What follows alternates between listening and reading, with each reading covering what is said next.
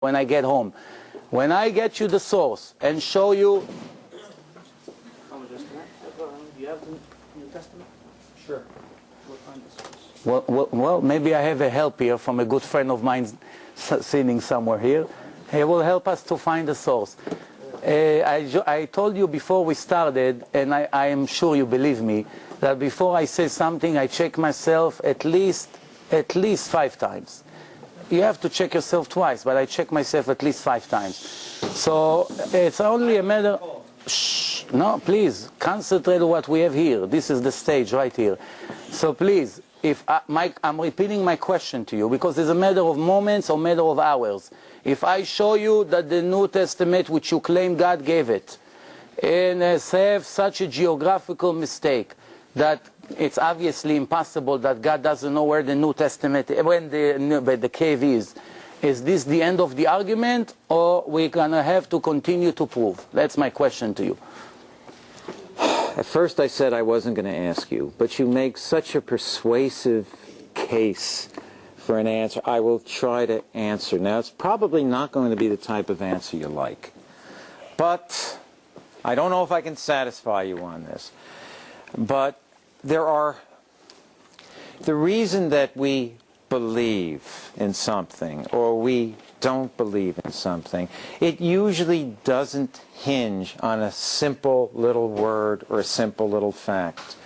If I find so many reasons to believe in the New Testament, if I believe in the miracles, if I believe, and I think a much more meaningful thing to pursue would be the prophecies of Jesus, about the many prophecies that show that Jesus would actually, or the Messiah would die for the sins of the people. In Isaiah 53 talks about all we like sheep have gone astray, but God laid upon him the sins of us all. And it talks about him being a burnt offering. There are many such prophecies. In fact, in Zechariah, now this has good news and this is bad news, because in Zechariah 12:10 it talks about how God is going to pour upon Israel in the end a spirit of grace and a spirit of supplication where they will call out to God. And it says about that they will look upon him whom they have pierced, and they will mourn for me. And at that time it goes on to say how a fountain of forgiveness and cleansing will be opened in the midst of Jerusalem for the Jewish people. And of course, you know, what this is saying is if you're really a sincere Christian, you've got to love the Jewish people, because you recognize that we will all be brothers someday. Maybe right now we're divided by a lot of different issues, but if a person really loves Christ, they're going to love his people, and his people are the Jewish people. He came as a Jew. And so a Christian has to recognize that. All the apostles were Jewish. And so what I'm saying is that there are many reasons why I believe in the Christian faith. There are many prophecies I can point to that Jesus fulfilled.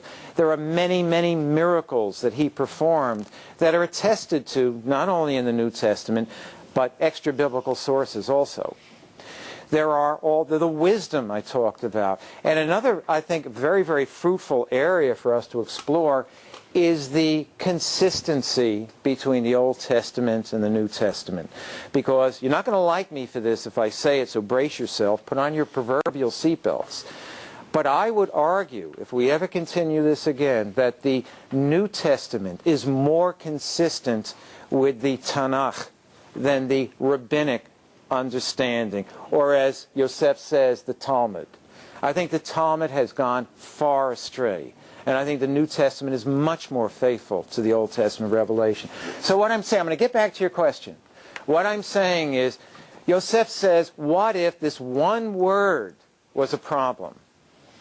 And I have to weigh that one word, that one problem, and it is a problem for me. I think I gave you more than 30 different problems, not one word. I mean, I asked you about one word, but I asked you about 25 mistakes in the descendant. But I think I answered that, didn't I? No, you said I said they're two separate genealogies. How can it be for one person two separate genealogies? People have a mother and they have a father, don't they? No, but I already answered that. I told you descendants based on the Torah, which you agree is the word of God, does not go by the mother.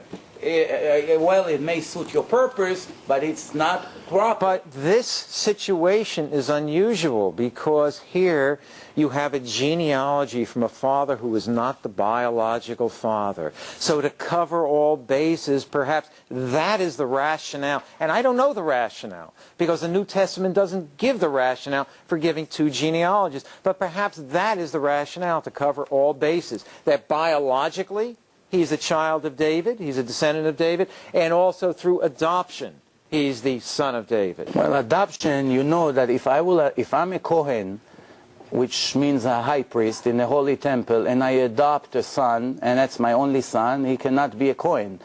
And based on your argument, he is entitled to be a Kohen. But the Torah says clearly an adopted boy, it's not your original biological son. Yes, the Torah says, lemishpachotam. Every time the Torah says lezera, zera means seed. It means from the seed, not from buying him in some kind of agency. Even though you love him very much. I want to ask you a question. I mean, I'm not really insulting. It's just something that just came to my mind. And this is a question that you may have to ask yourself based on what you're trying to answer. I'm just giving you an example. If I adopt a dog, is this dog will be my original son? I'm just curious. You know, people giving inheritance to dogs, and they give them $10 million. You hear this on the news all the time.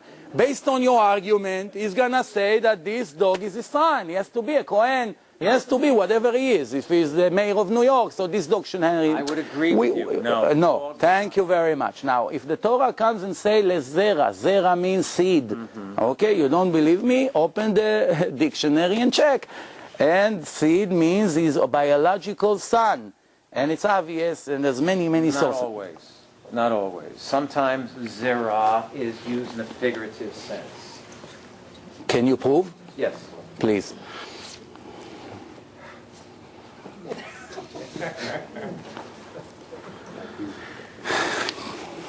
Can I ask you a question? Maybe you help me with that, because I'm not such an expert with the New Testament sources. What does it mean? Acts. That's the book of Acts. That's New Testament. That is the book that follows the Gospel of John. Here is your sources for the cave. Jacob, please read it loud. Here is the source. You can check it. Jacob and our fathers went down to Egypt and died there and were carried to Shechem. Shechem, it's Nablus. Right. Check. Double check me. Everybody knows where Shechem is? What is Shechem? Nablus or Hebron? Nablus. Okay, Shechem. Okay, and buried in the grave which Abraham had purchased from the sons of Hamor in Shechem. That's another mistake. I highlight the mistakes. First, Abraham never purchased it from the son of Hamor Shechem. Read in the Old Testament, he got it from Ephron. So that's a very serious contradiction from the... Where is the New Testament? Please bring it back. Baruch Hashem, we found the source. So we have the source. Huh? Well, I found it. I have it. I showed them.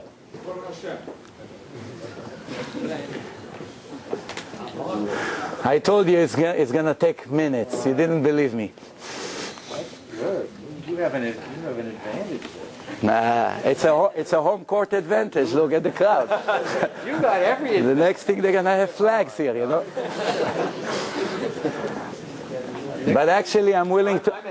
I'm actually, by the way, to make it 100% fair, I'm willing to come to your home court and argue the same things with you in front of the Christian crowd.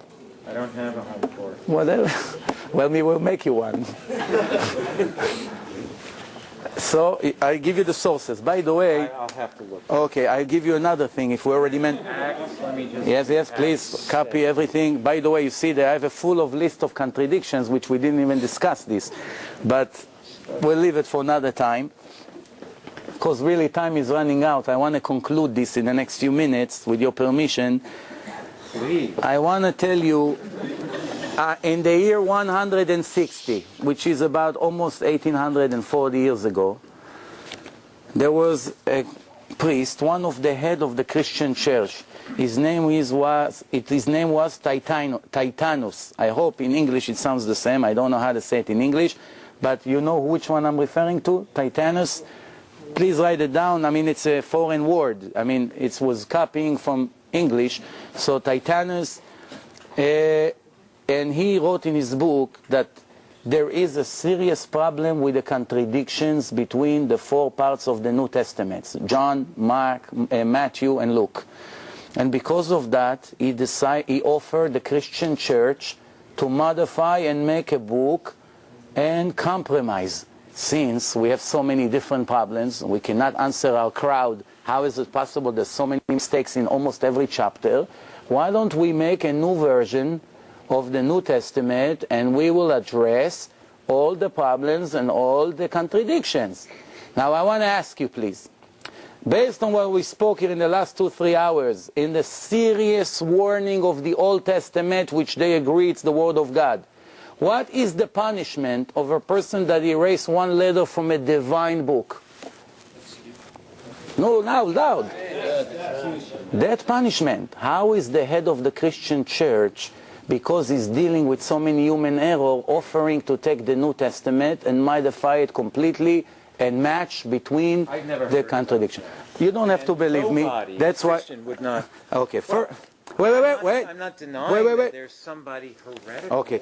Christian. You got all sorts of people. Okay. But that doesn't mean that we would ever justify. That's why I'm giving you the name. All you have to do, remember, it was a year 160 to the Christian counting. But, and I give you his name. Personally, I don't care about that. I don't care that there were certain heretics. One of the most important the Christians. Christian church, who advocated this thing or that thing. Why you don't? It should bother you very much. That shows that the Christians are not loyal to the divine text. They do whatever they want with that, based on their needs. But you see, there are Jews who convert to Christianity too. Does that invalidate Judaism? I want to ask you a question. Is that a proof of something?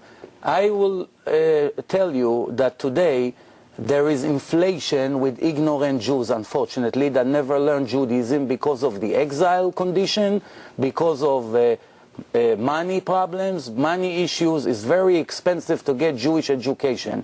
Someone like you, which is educated and intelligent and have some knowledge, can take any ignorant Jew from the street and in 20 minutes make him believe anything you want, I promise you.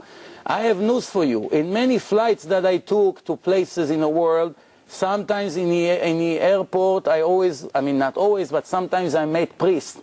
And he saw me with the yarmulke, and they come and they initiate conversation, and I promise you, and that's not a lie, everyone who sat with me, the maximum he sat next to me was 15 minutes.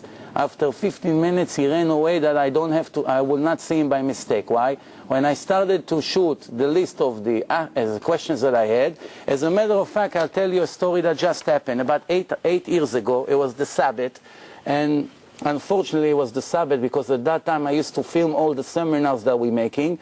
We had a seminar in New Jersey with a very important Jew from Mexico. His name is Dr. Betesh. And Dr. Betesh said, while giving an example, a comparison between Judaism to other religions, he said, everyone who wants to bring a priest or any Christian educated person to argue, I'm open to suggestion at any time. Any time, any place.